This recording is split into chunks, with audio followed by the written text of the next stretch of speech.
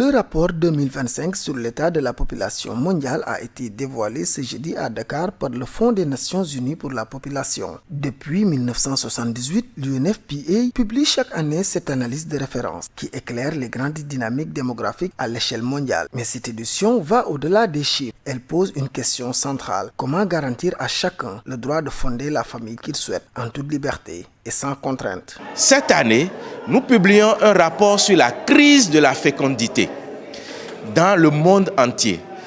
Et cette crise de la fécondité est liée à ce que les individus et les couples n'arrivent pas à avoir le nombre d'enfants qu'ils souhaiteraient. Derrière cette interrogation, le constat est sans appel. Dans de nombreux pays, femmes et hommes peinent à concrétiser leurs projets familiaux. Insécurité économique, accès limité aux soins, logement insuffisant, manque de confiance dans l'avenir. Autant d'obstacles qui freinent leur autonomie reproductive. Les causes, nous les avons notées à plusieurs niveaux. D'abord des causes économiques, essentiellement, c'est-à-dire la précarité de l'emploi, qui font que, essentiellement, la peur du lendemain, la peur de la responsabilité parentale, ça fait que les individus n'exercent pas ce choix et donc font moins d'enfants. Il y a l'accessibilité des services de santé, particulièrement des services de santé sexuelle et reproductive, particulièrement dans nos zones rurales.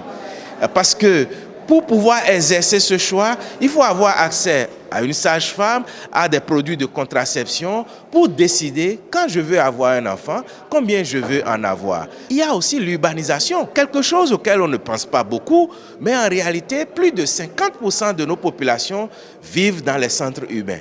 Dans les centres urbains, c'est congestif, les logements sont chers, difficilement accessibles, et naturellement, les individus et les couples décident de faire moins d'enfants. Et bien entendu, il y a le poids social des communautés, il y a l'autonomisation des femmes, des individus, les mariages précoces. Face à ces défis, l'UNFPA plaide pour un changement de regard. Le rapport invite à renforcer les droits et conditions de vie plutôt qu'à imposer des politiques de contrôle démographique. L'enjeu, bâtir des sociétés plus équitables et plus solidaires, où chacun peut décider de sa trajectoire familiale en toute confiance. Le lancement de ce rapport n'est pas qu'une simple présentation de chiffres et d'analyses. C'est une invitation pressante à l'action collective. C'est un appel à renforcer nos partenariats, à innover dans nos approches et à redoubler d'efforts pour que l'autonomie reproductive devienne une réalité pour toutes et pour tous.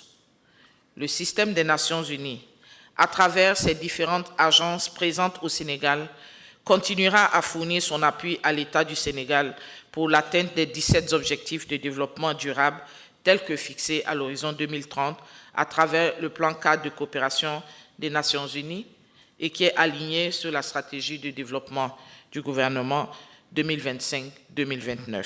Pour l'UNFPA, garantir ce libre choix, c'est la clé d'un avenir démographique équilibré et durable au service des individus comme des sociétés.